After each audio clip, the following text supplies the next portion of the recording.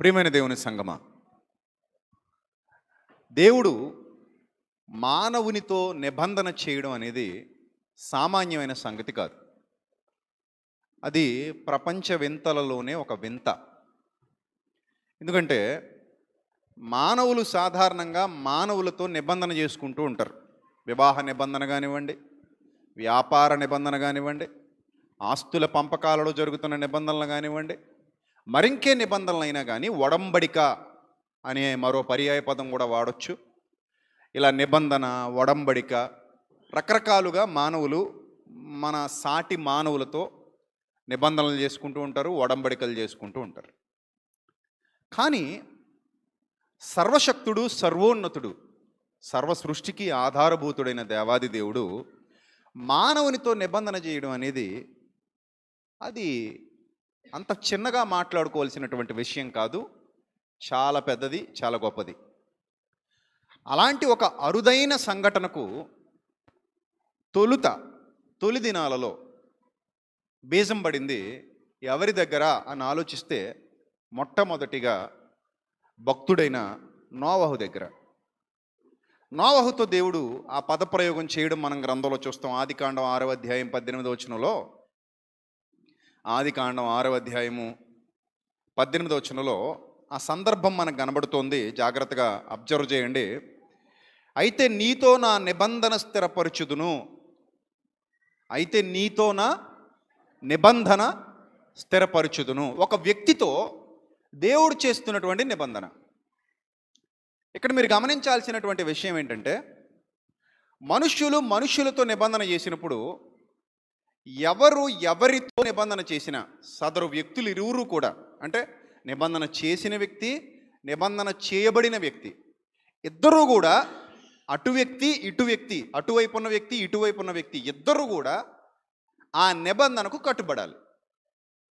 ఎవరు నిబంధనకు కట్టుబడకపోయినా వారు ఏమవుతారంటే నిబంధనలో నుండి వైదొలిగిపోయిన వారు అవుతారు. నా పాయింట్ మీరు క్యాచ్ చేయాలి. మీకు అర్థం కావాలంటే, ఎక్కడో పుట్టి పెరిగినటువంటి ఒక వ్యక్తి, ఎక్కడో పుట్టి పెరిగినటువంటి ఒక అమ్మాయిని సడన్గా ఒక రోజులో చూసి పెళ్లి చూపులు నాకు నచ్చింది అని పెద్దలు ఇరు కుటుంబాలు మాట్లాడేసుకుని మనం పెళ్లి చేసుకుందాం, కొత్త కుటుంబాన్ని కట్టుకుందాం, కలిసి బతుకుదాం అని ఒక నిర్ణయం తీసేసుకుని ఒక నిబంధన చేసుకుని వాళ్ళు కొత్త జీవితం ప్రారంభించడానికి అడుగులు వేసేస్తారు. ఆ నిబంధన ఎలా ఉంటుందంటే, నేను నిన్ను ఎట్టి పరిస్థితుల్లో మోసం చేయను, నీతో హార్మ్ఫుల్గా వ్యవహరించను, నిన్ను బాధించను, నిన్ను శోధించను, నిన్ను వేధించను, నీతో నేనైతే మాట్లాడుతున్నానో దానికి నేను కట్టుబడి ఉంటాను. ఇలా ఒకరికొకరు ప్రమాణాలు, మన క్రైస్తవ వివాహ పద్ధతుల్లో అయితే ప్రమాణాలు అంటారు వాటిని.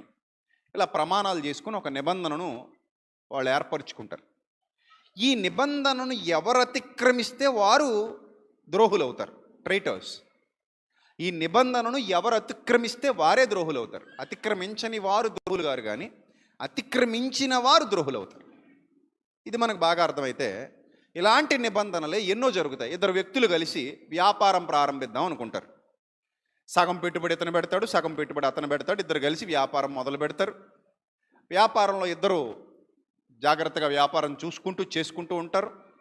సడన్గా అందులో ఒక వ్యక్తి ద్రోహిగా మారి ఆ వ్యాపారంలో వచ్చే లాభాన్ని పార్ట్నర్కి తెలియకుండా తినేయడం కానీ, పార్ట్నర్కి తెలియకుండా ఇతను దోచుకోవడం కానీ, పార్ట్నర్కి తెలియకుండా ఇతను చక్కబెట్టడం కానీ ఇలాంటివి చేస్తే ఈ వ్యక్తి ద్రోహి అవుతాడు. ఆ నిజాయితీగా ఉన్న వ్యక్తి ద్రోహి కాడు. ఎవరైతే అన్యాయంగా పార్ట్నర్ సొమ్ము తినేద్దాం అనుకున్నాడో అతను ఏమవుతాడు? ద్రోహి అవుతాడు. అంటే ఇలా నిబంధన గురించి మనం ఆలోచిస్తే రకరకాల నిబంధనలు మనకి సమాజంలో కనబడుతున్నాయి. ఇన్ ద సేమ్ వే దేవుడు కూడా అదే పద్ధతిలో ఒక నిబంధన మనుషులతో చేయాలనుకున్నాడు. అలా మనుషులతో నిబంధన చేయాలనుకున్నప్పుడు ఈ తరములో నీవే, you are the particular person, chosen person, దేవుడు ఎన్నుకున్నటువంటి వ్యక్తి. మీకు తెలుసు, ఆ రోజుల్లో ఇంకా చాలామంది ఉండుంటారుగా కదా, చాలామంది ఉండుంటారు మనుషులు. కానీ ఎవరిని కూడా ఆయన ఆ నిబంధనకి పిలవలేదు. ఆ ఒకే ఒక్క వ్యక్తిని పిలుస్తున్నాడు. ఆ వ్యక్తి పేరు నోవహు. నీతో నా నిబంధన స్థిరపరుస్తాను, నీ సంతానమును మరలా హెచ్చిస్తాను, నీ సంతానంలో నుండి మరలా ఈ సృష్టిలో ఉన్న మానవ జాతిని వృద్ధి పొందిస్తాను. మొదట ఆదాముతో ప్రారంభించినటువంటి ఈ మానవ జాతిని వృద్ధి పొందించే ప్రక్రియ మరలా ఎవరి దగ్గరకు వచ్చిందంటే నోవహు దగ్గరకు వచ్చింది. నోవహు కుటుంబం దగ్గరకు వచ్చింది. నోవహుని దేవుడు ఎన్నుకున్నాడు. ఎన్నుకున్న ఆ వ్యక్తి, ఆ నోవహు అనే వ్యక్తి ద్వారా మరలా ఒక కొత్త నిబంధన జరుగుతోంది. నీతో నా నిబంధన, నీతో.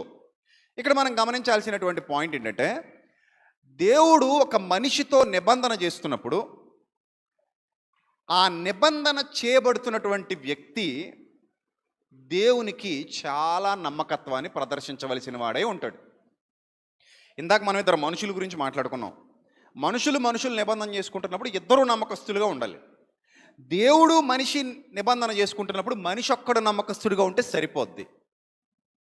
ఎందుకు నేను ఇంత ఖచ్చితంగా చెప్తున్నానంటే, దేవుడు ఎంతైనా నమ్మదగిన వాడు గనుక, ఆయనలో ఎలాంటి లోపాలు ఉండవు గనుక, ఆయన అబద్ధికుడు కాడు గనుక, ఆయన అబద్ధం ఆడనేరని దేవుడు గనుక, ఆయనలో లోపం కనిపెట్టడం మానవ మాతృలకు అసాధ్యం గనుక, ఆయన అందుకే దేవుడుగా పిలువబడుతున్నాడు గనుక, ఆయన ఎప్పుడు రూల్ తప్పడు, ఆయన మోసం చేసేవాడు కాడు. కాబట్టి దేవుడు ఏ మనిషితో అయితే నిబంధన చేస్తున్నాడో ఆ మనిషే యథార్థంగా ఉండాలి. దేవుడు ఆల్రెడీ యథార్థవంతుడు. దేవునికి ఉన్న లక్షణాలలో యథార్థత అనేది ఒక లక్షణం. అందుకే దేవుడు నిర్మలుడు, దేవుడు యథార్థవంతుడు, దేవుడు సత్యవంతుడు, మాట తప్పనివాడు, ఆయనలో ఎలాంటి చలనం లేదు, ఆయన పరిశుద్ధుడు, సర్వశక్తుడు, సర్వోన్నతుడు, ప్రేమయై ఉన్నవాడు, అనురాగము కలిగినవాడు, వాత్సల్య సంపూర్ణుడు. ఏమండి? సో ఇలాంటి గుడ్ క్వాలిటీస్ అన్నీ ఆయనలో ఆల్రెడీ ఉన్నాయి, ఇన్బిల్ట్గా ఉన్నట్టే ఇంకవి. సో కాబట్టి నిబంధనను అతిక్రమించడం అన్న పదం ఆయన డిక్షనరీలో లేదు, మోసగించడం అన్న పదం ఆయన డిక్షనరీలో లేదు, అబద్ధమాడుటకు ఆయన నరుడు కాడు. వన్స్ ఆయన నిబంధన చేశాడు అంటే ఇంక అది ఫిక్స్, అది కదలదో మెదలదో అలాగే ఉంటుంది. ఇప్పుడు మరి ఎవరు నిబంధనను అతిక్రమించే కేటగిరీలో ఉంటారు? డౌట్ పడితే ఎవరి మీద డౌట్ పడాలి? దేవుడు నిబంధన చేసినప్పుడు మనిషి మీద డౌట్ పడాలి, నరుని మీద డౌట్ పడాలి. డౌట్ పడడానికి దేవుడి దగ్గర ఇంకేం లేదు కాబట్టి దెర్ ఈజ్ నో ఆప్షన్. ఉంటే డౌట్ ఏమైనా ఉంటే ఎవరి మీద ఉండాలి? మనిషి మీద ఉండాలి. కానీ మనుషుల్లో అలా కాదు, ఇద్దరి మీద డౌట్ పడవచ్చు. ఒకడు నమ్మకస్తుడు అవ్వచ్చు, ఒకడు నిజాయితీపరుడు అవ్వచ్చు, ఒకడు నిజాయితీపరుడు కాకుండా అవ్వచ్చు, లేదా ఇద్దరు నిజాయితీపరులు అవ్వచ్చు, ఇద్దరు దొంగలు అవ్వచ్చు. మనుషుల్లో అన్ని పార్శ్వాలు ఉంటాయి, అన్ని కోణాలు ఉంటాయి. వాళ్ళు నిబంధన చేసుకున్నప్పుడు అది సక్సెస్ అవుతుందా, ఫెయిల్యూర్ అయిపోద్దా, నిలబడుతుందా, పడిపోద్దా అనేది ఆయా వ్యక్తుల మనస్తత్వాల మీద ఆధారపడి ఉంటుంది. కానీ దేవుని దగ్గర అలా కాదు అనేది క్లియర్, మీ అందరికీ అర్థమైపోయింది అనుకుంటున్నాను. ఇప్పుడు అదే దేవుడు కొన్నాళ్ళ తర్వాత ఒక వ్యక్తిని ఎన్నుకోవడం, ఆ వ్యక్తితో మరొక్కసారి నిబంధన చేయటం. ఇక్కడ నోవహుతో చేసిన నిబంధన అనేది అదొక సెక్టర్ అది. అలాగే ఇక్కడ మరొకసారి అబ్రహాముతో దేవుడు నిబంధన చేస్తున్నాడు. ఈ అబ్రహాముతో చేసే నిబంధన ఇదొక సెక్టర్, అది వేరు ఇది వేరు. ఆయన ప్రణాళికలో చాలామందితో నిబంధన చేశారు. ఈ నిబంధన ఎలా ఉంటుందో ఒకసారి మనం చూడగలిగితే, ఆదికాండం 15వ అధ్యాయము 1వ వచనం నుంచి జాగ్రత్తగా చూడాలి అందరూ కూడా. చాలా ఇంపార్టెంట్ సబ్జెక్ట్ ఈరోజు మీరు వింటున్నారు కనుక బీ కేర్ఫుల్, బీ అలర్ట్. చాలా జాగ్రత్తగా ప్రతి సందర్భాన్ని క్యాప్చర్ చేస్తూ, మీ మైండ్తో క్యాప్చర్ చేస్తూ వినండి. రైట్? ఏదో వచ్చాం, కూర్చున్నాం, వింటున్నాం, ఆయన ఏదో చెప్తున్నాడు, మేము ఏదో వింటున్నాం అన్నట్టు కాకుండా ప్రతి సందర్భాన్ని మీ బ్రెయిన్తో క్యాప్చర్ చేయండి. రైట్? రైట్. 15వ అధ్యాయం ప్రారంభ వచనం. ఇవి జరిగిన తర్వాత యెహోవా వాక్యము అబ్రామునకు దర్శనమందు వచ్చి ఏముంటుందట వాక్యము? అబ్రామా, భయపడకుము, నేను నీకు కేడెము, నీ బహుమానము అత్యధికమగునని చెప్పిన. నేను నీకు కేడెము. కేడెము అంటే ఐఎమ్ యువర్ ప్రొటెక్టర్. అది చాలా గొప్పదైన భరోసా. ఆ భరోసా ఒక్కసారి హృదయంలో నాటబడిందంటే ఆ ధైర్యం వేరు, ఆ ఆనందం వేరు, ఆ సంతోషం వేరు, ఆ శక్తి వేరు. అది వేరే లెవెల్లో ఉంటుంది. మామూలుగా ఎవరైనా పెద్దవాళ్ళు, అధికారులు, గొప్పవాళ్ళు వచ్చి మీకు భరోసా ఇస్తేనే మీ మనస్సు ఆకాశంలో ఎగిరిపోయినట్టుగా, తేలికైపోయినట్టుగా ఫీల్ అవుతారు. హమ్మయ్య అని ఒక నిట్టూర్పు, అది దాని ఏమంటారు, ఒక ప్రశాంతమైన వాతావరణాన్ని ఆస్వాదిస్తారు కదా. అలాంటిది దేవుడే వచ్చి నేను నీ కేడము, నీ బహుమానం అధికమగును అని చెప్పినప్పుడు అబ్రాము, ప్రభు అయిన యెహోవా నాకేమి ఇచ్చిననేమి, నేను సంతానము లేనివాడనై పోచున్నానే, తమస్కు ఎలియజరే నా ఇంటి ఆస్తికర్త అగును కదా. మరియు అబ్రాము, ఇదిగో నీవు నాకు సంతానం ఇయ్యలేదు గనుక నా పరివారములో ఒకడు నాకు వారసుడగునని చెప్పగా, వెంటనే యెహోవా వాక్యం అతని యొద్దకు వచ్చి, ఇతడు నీకు వారసుడు కాడు. నువ్వు వృద్ధుడు అయిపోయినప్పటికీ, నువ్వు ముసలివాడవైపోయినప్పటికీ, నువ్వు ముసలితనంలో ఉన్నప్పటికీ నేను నీకేం చెప్తున్నానంటే సత్యాన్ని చెప్తున్నాను. ఇదంతా, ఈ కన్వర్సేషన్ అంతా ఎవరెవరికి జరుగుతుందంటే ఆకాశమందున్న దేవునికి, భూమి మీద ఉన్న ఒక నరమాతృనికి. అబ్రాహాం అంటే మన దృష్టిలో ఇప్పుడు గొప్పవాడే, కానీ ఆ రోజుకి ఆయన ఒక కామన్ మ్యాన్. అంతేనా కదా? విశ్వాసులకు తండ్రిగా చూడకండి ప్రస్తుతానికి. అనేది గొప్పవాడు అన్న కేటగిరీలో చూడకండి, గొప్ప భక్తుడు, గొప్ప ప్రవక్త అన్న కేటగిరీలో చూడకండి. He was a common man. I right are wrong? He was a common man. ఏమండి? అలాంటి ఒక కామన్ మ్యాన్తో, ఒక సాధారణమైన వ్యక్తితో సర్వోన్నతుడు, సర్వశక్తుడు, ఆకాశ మహాకాశములకు సృష్టికర్త అయినటువంటి దేవుడు ఒక నిబంధన చేయబోనుకున్నాడు. ఒక నిబంధన చేయాలని డిసైడ్ అయ్యాడు. ఆ డిసైడ్ అయినప్పుడు మాట్లాడుతున్నాడు ఏమనంటే, మరియు ఆయన, ఇతడు నీకు వారసుడుగాడు, నీ గర్భవాసమున పుట్టబోచున్నవాడు నీకు వారసుడవుతాడు అని చెప్పాడట. అది ఇంకా తిరుగులేని మాట. దేవుని మాట అంటే ఏ మాట? తిరుగులేని మాట. మరియు ఆయన వెలుపలికి అతన్ని తీసుకొచ్చి బయటికి తీసుకొచ్చాడట. కమౌట్ అన్నాడు, బయటకు వచ్చాడు. ఆ బయటకు వచ్చిన తర్వాత ఆకాశం వైపు తేరి చూచి, నక్షత్రాలు లెక్కించుటకు నీ వల్ల అయితే లెక్కించుకో, నీ చేతనైతే నక్షత్రాలను లెక్క పెట్టుకో, నీ చేతనైతే నక్షత్రాలు లెక్క పెట్టుకో అని చెప్పి, నీ సంతానం అలా అవుతుంది, నీ సంతానం ఏమవుతుంది? అలా అవుతుంది. అతడు యెహోవాను నమ్మెను, అది అతనికి ఎలా ఎంచబడిందట? నీతిగా ఎంచబడింది. చూడండి అక్కడ ఏమనుందో, అతడు యెహోవాను నమ్మెను, అది అతనికి ఎలా ఎంచబడిందట? నీతిగా ఎంచబడింది. బైబిల్లో చాలా అద్భుతమైన మాట.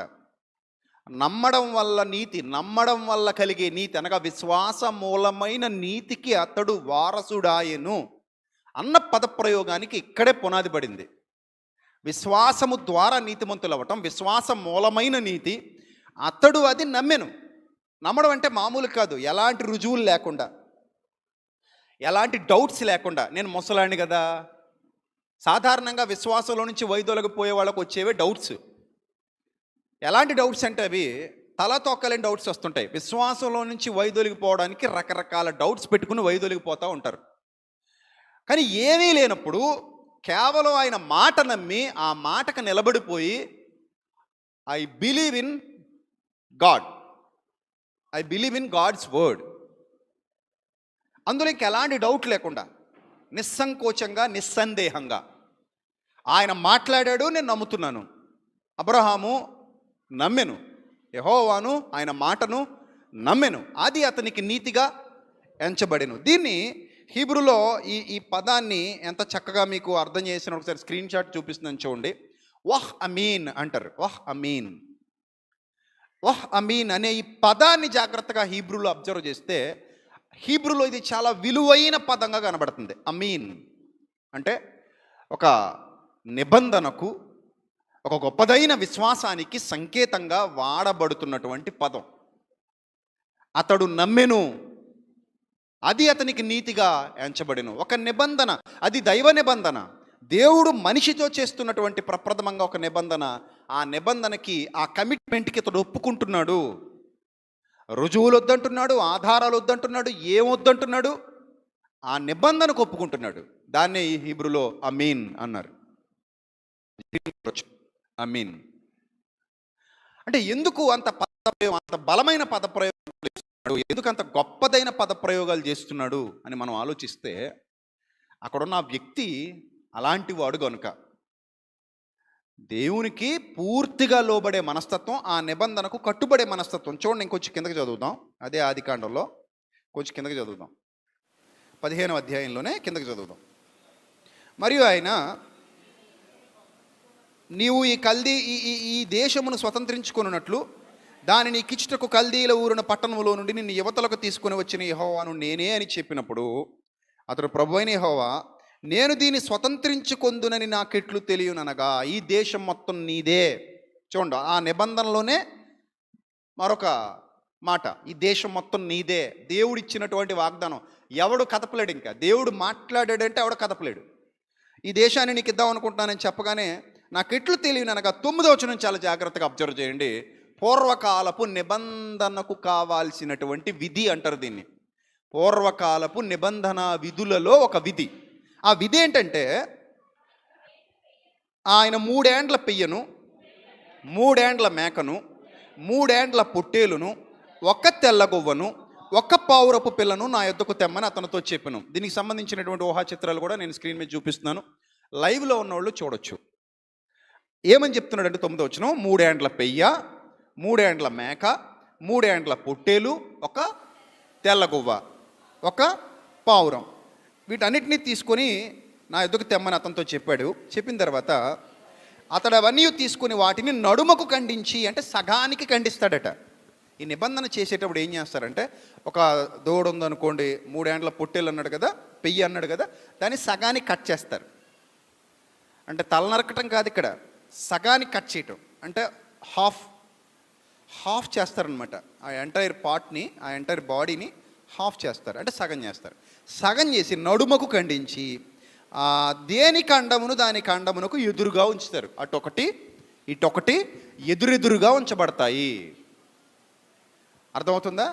హాఫ్ పోర్షన్ ఈ పక్కన, హాఫ్ పోర్షన్ మరో పక్కన, 2 పోర్షన్స్గా విభాగించి, అది అటు సైడు ఇది ఇటు సైడు ఉండేలాగా, మధ్యలో గ్యాప్ ఉండేలాగా ఎదురెదురుగా ఖండమునకు చేసి ఉంచుతారట. ఇదంతా మెసొపొటేమియా నాగరికత కాలంలోని విధి విధానాలు. ఆచారాలు అనేవి రకరకాలుగా ఉన్నాయి కదా, ఇప్పటికి కూడా ఉన్నాయి. ఒక్కొక్క ఇంటి ఆచారం ఒక్కోలా ఉంటుంది, ఒక్కో జాతికి ఒక ఆచారం, ఒక్కో ప్రాంతానికి ఒక ఆచారం, రకరకాల బిలీఫ్ సిస్టమ్స్ ఉన్నాయి ఈరోజు కూడా. అలాగే మెసొపొటేమియా నాగరికత కాలంలో ఈ విధమైనటువంటి 2 ఖండాలుగా విభాగించడం, దాన్ని అటు సైడ్ ఒకటి ఇటు సైడ్ ఒకటి 2 పోర్షన్స్గా పెట్టుకోవడం. ఆ తర్వాత చూడండి, ఆ పక్షులను అతడు ఖండింపలేదు. గద్దల కళేబరముల మీద వారాలినప్పుడు అబ్రాము వాటిని తోలివేసెను. ప్రొద్దుగుంకపోయినప్పుడు అబ్రామును గాఢ నిద్ర పట్టెను. భయంకరమైన కటిక చీకటిని కమ్మగా ఆయన, నీ సంతతి వారు తమది కాని పరదేశమందు నివసించి ఆ దేశపు వారికి దాసులుగా నుందురు. వారు 400 ఏళ్ళు వీరిని శ్రమ పెట్టుదురు. వీరు ఎవరికి దాసులవుదురో ఆ జనమునకు నేనే తీర్పు తీర్చుదును. తర్వాత వారి మిక్కిలి ఆస్తితో బయలుదేరి వచ్చెదరు. నీవు క్షేమముగా నీ పితరుల యొద్దకు పోయేదవు. మంచి వృద్ధాప్యమందు పాతి పెట్టబడుదువు. అమోరీయుల అక్రమం ఇంకనూ సంపూర్ణము కాలేదు గనుక ఈ 4వ తరం వారు ఇక్కడికి మరలా వచ్చేదరని నిశ్చయముగా తెలుసుకొనమని అబ్రాముతో చెప్పెను. మరియు ప్రొద్దుగురుంకి కటిక చీకటి పడినప్పుడు రాజుచున్న పొయ్యియు అగ్ని జ్వాలయు కనబడి ఆ ఖండముల మధ్య నడిచిపోయెను. అంటే సాధారణంగా నిబంధన చేసేవారు ఆ ఖండాల మధ్యలో నడుచుకుంటూ వెళ్తారనమాట. ఇటు సైడ్ 2 పార్ట్స్గా విభజించారు కదా, ఆ పార్ట్స్ మధ్యలో మనిషి నడవటానికి ఒక త్రోవ ఉంటుంది. ఆ త్రోవలో నడుచుకుంటూ వెళ్ళిపోవటం. దీనికి సంబంధించి ఇర్మియా గ్రంథంలో ఒక మాట ఉంది, అది కూడా చూద్దాం. ఇర్మియా గ్రంథం 34వ అధ్యాయము 18వ వచనం. ఇర్మియా గ్రంథం 34వ అధ్యాయము 18వ వచనం. ఇక్కడ ఆ విషయాన్ని ఇర్మియా గారు ఎంత ప్రస్ఫుటంగా తెలియజేస్తున్నారో చూద్దాం. ఇర్మియా గ్రంథం 34వ అధ్యాయము 18వ వచనం. మరియు నా సన్నిధిని తాము చేసిన నిబంధన మాటలు నెరవేర్చక, ఇశ్రాయేలు గురించి మాట్లాడుతున్నాడు ప్రవక్త ద్వారా. నా సన్నిధిని వారు చేసిన నిబంధన మాటలు నెరవేర్చక దానిని అతిక్రమించి వారిని తాము 2 భాగములుగా కోసి వాటి మధ్య నడిచిన దూడతో సమానులుగా చేయుచున్నాను. ఏం చేశారట వీళ్ళు నిబంధన చేసేటప్పుడు? ఏం చేశారట? దూడ 2 భాగాలుగా చేసి ఆ 2 భాగాల మధ్యలో వీరు నడిచారట. అది నిబంధన. అర్థమవుతుందా? కొంతమంది అయితే అదేదో కర్పూరం వెలిగించి దాన్ని ఆరిపోయమంటారు. అలాంటివి కూడా ఉన్నాయి. అప్పుడప్పుడు మనం విన్నారో లేదో, మీరు విన్నారో లేదో, మన లొకాలిటీలో నేను దీపం మారిపేస్తాను, నువ్వు దీపం మారిపేస్తావా అంటుంటాడు. ఎవరు కొంపలోనూ దీపం కాదు అది. అంటే నా నిజాయితీని నిరూపించుకోవడానికి నేను ఏం చేస్తాను ఇప్పుడు? దీపం మారిపేస్తా అంటే ఒక దేవుడి దగ్గరికి వెళ్తారు, 2 దీపాలు వెలిగిస్తారు. దీపాలు వెలిగించి నేను అబద్ధికుడిని అయితే నేను సర్వనాశనం అయిపోవాలి అని దీపం మారిపేస్తాడు ఒక ఆయన. ఇంకొక ఆయన నేను నిజాయితీ పరుణ్ణి, ఒకవేళ నేను అబద్ధికుడిని అయితే నేను నా కుటుంబం సర్వనాశనం అయిపోవాలని దీపం మారిపేస్తుంటాడు. సో అది వాళ్ళ విశ్వాసానికి ప్రతీక, అంతే. అర్థమవుతుందా? That is a symbol of their faith. అలాగే ఇక్కడ కూడా వీళ్ళు ఏం చేశారట? నా నిబంధన చేసినప్పుడు ఏం చేశారట చూడండి.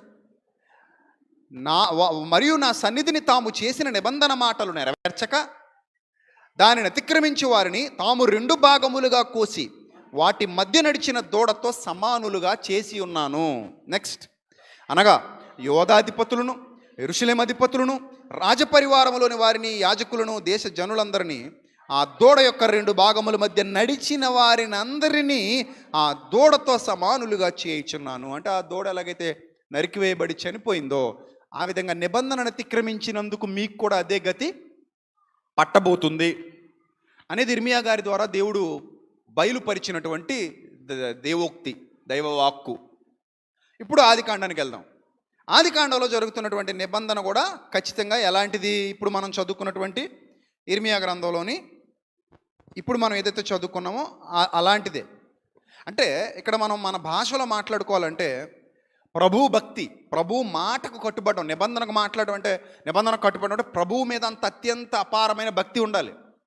ఆ మాట జవదాటని స్థితి ఉండాలి నిబంధన చేసిన వాడికి. దాన్నే మన వాడుక భాషలో స్వామి భక్తి అంటారు. స్వామి భక్తి అంటే ఒక వ్యక్తితో మనం కట్టుబడ్డాం, ఒక నిబంధన చేసేసాం, ముఖ్యంగా దేవునితో నిబంధన చేసేసాం అంటే జవదాటని నీతిమత్వం, జవదాటని యథార్థత, దాని కొరకు నిత్య కృషివలుడుగా మనం ఎప్పుడూ కూడా అలర్ట్గా, సంసిద్ధులుగా ఉండడానికి ఎప్పుడు రెడీగా ఉండాలన్నమాట.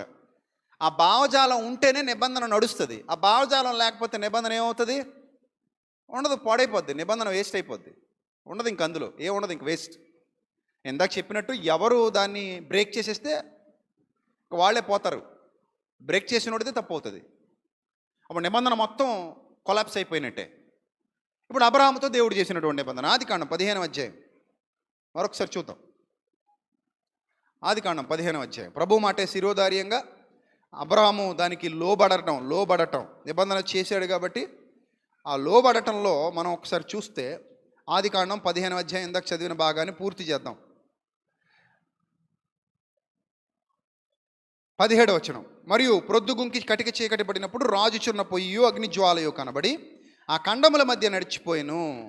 ఆ దినమందే యెహోవా ఐగుప్తు నది మొదలుకొని గొప్ప నది అయిన యూఫ్రటీసు నది వరకు ఈ దేశమును, అనగా కేనీయులు, కనిజ్జీయులు, కద్మోనీయులు, హిత్తీయులు, పెర్జీయులు, రఫాయిలు, అమోరీయులను, కనానీయులను, గిర్గాషీయులను, యెబూసీయులను నీ సంతానమునకి ఇచ్చి ఉన్నానని అబ్రాహాముతో ఏం చేశాను?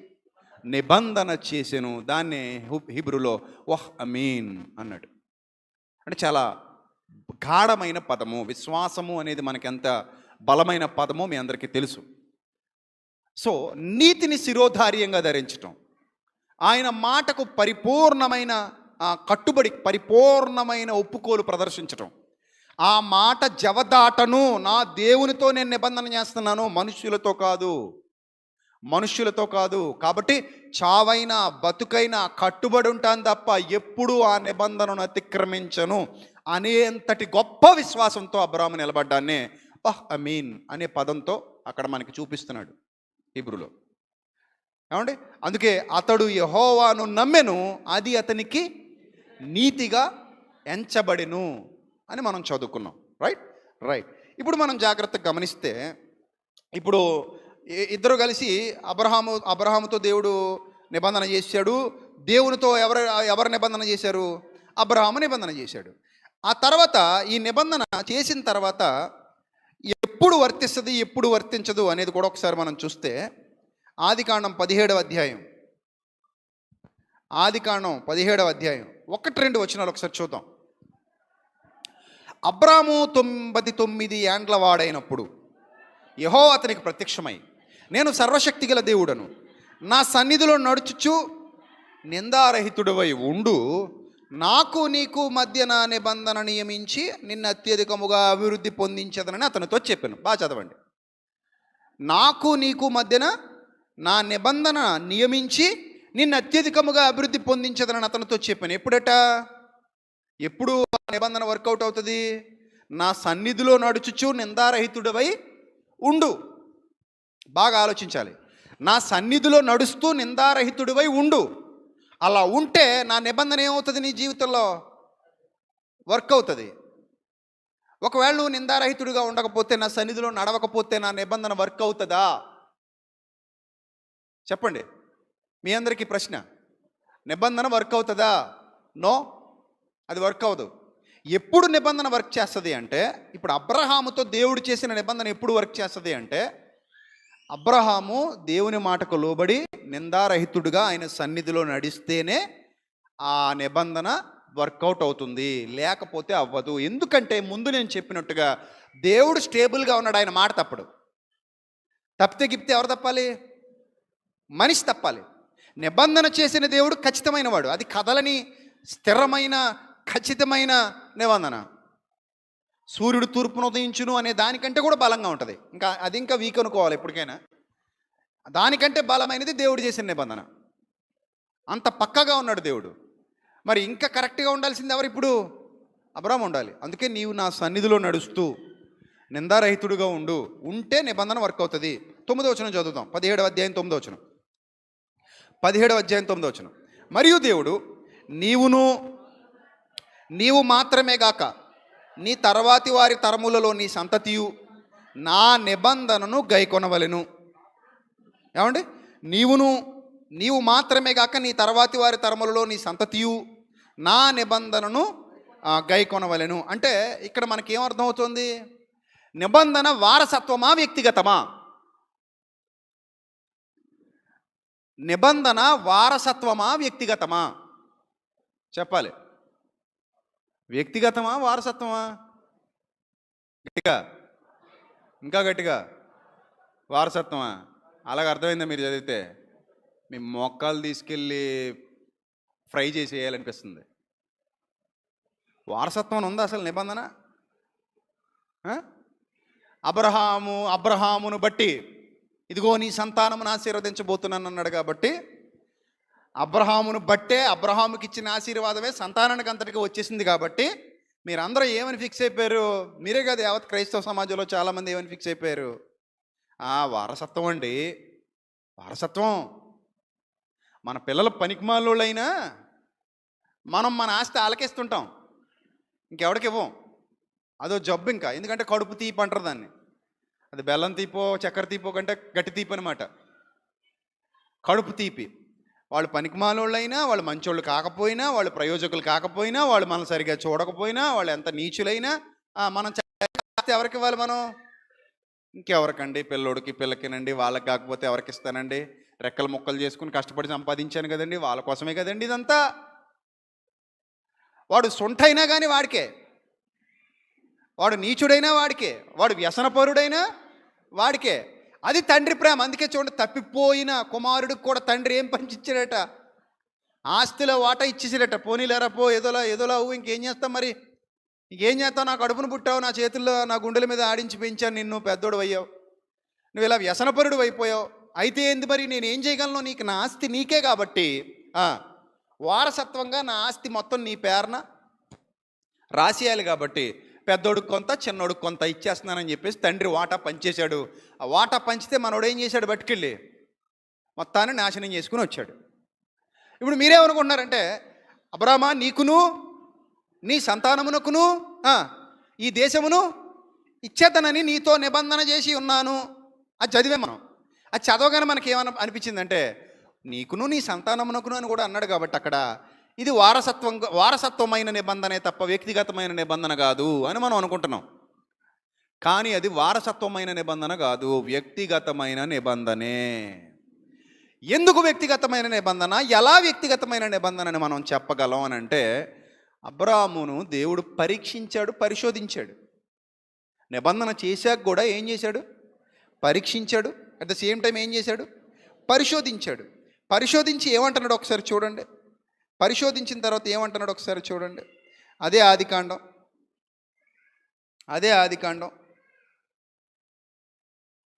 22వ అధ్యాయము. అదే ఆదికాండం 22వ అధ్యాయము 15 వచనం నుంచి చూద్దాం.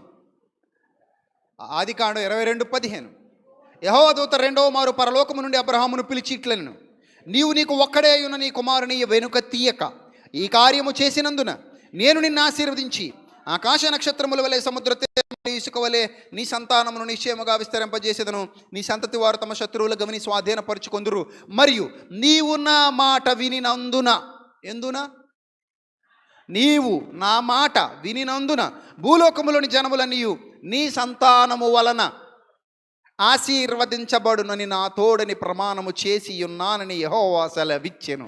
ఇక్కడ ట్విస్ట్ మనకు అర్థం కావాలంటే, సంతానము అనగానే ఆయన కడుపును పుట్టిన మొత్తం మనవలు, మనవరాళ్ళు, పిల్లలు, పెద్దలు అందరని కాదు. అక్కడ ఆ సంతానం ఎవరు అంటే మన రక్షకుడైన క్రీస్తు.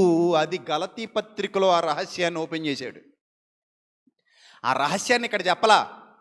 ఇశ్రాయేలీలు అందరూ సాధారణంగా ఈ వచనం చదువుకునేటప్పుడు ఏమనుకునేవారంటే, నీ సంతానము వలన ఆశీర్వదింపబడును భూలోక వంశములన్నీ అనగానే మేమే అనుకునేవారు వాళ్ళు. ఎందుకంటే అబ్రహాం గారు మా తాత, మా ముత్తాత, మా పెద్ద తాత, ఆయన కడుపును మేమే పుట్టాం కాబట్టి ఈ వచనం ఎవరికి వర్తిస్తుంది? మాకే వర్తిస్తుంది అనుకునేవారు. కానీ పరిశుద్ధాత్ముడు గలతీ పత్రికలో గాలి తీసాడు. ఆయన, అరే బాబు నాయనా, మీరు కాదు వాళ్ళు, ఆ సంతానం మీరు కాదు. గలతీ పత్రిక 3వ అధ్యాయము 16వ వచనం చదవండి త్వరగా. అబ్రహామునకును అతని సంతానమునకును వాగ్దానములు చేయబడెను. ఆయన అనేకులను గూర్చి అన్నట్టు నీ సంతానములకు అని చెప్పక ఒక్కని గూర్చి అన్నట్టే నీ సంతానము అనెను. ఆ సంతానం ఎవరో కాదు, క్రీస్తు. క్లియరా? ఎంత క్లియర్గా ఉంది చూడండి. అంటే దీన్ని బట్టి అరే బాబు, వారసత్వాలు మన దగ్గర చెల్లుబాటు కావు. ఇది వారసత్వంతో కూడిన నిబంధన కాదు, నీతో మాత్రమే చేస్తున్నటువంటి నిబంధన. నువ్వు నాతో చేస్తున్నావు, నేను నీతో చేస్తున్నా. పాయింట్ క్యాచ్ చేయాలి మీరు. నువ్వు నాతో చేస్తున్నావు నిబంధన, నేను నీతో చేస్తున్నా. ఒకవేళ ఈ నిబంధన అతిక్రమిస్తే ఏంటి పరిస్థితి? మరి నా సంతానం అన్నావు కదా. ఆదికాండం 17వ అధ్యాయం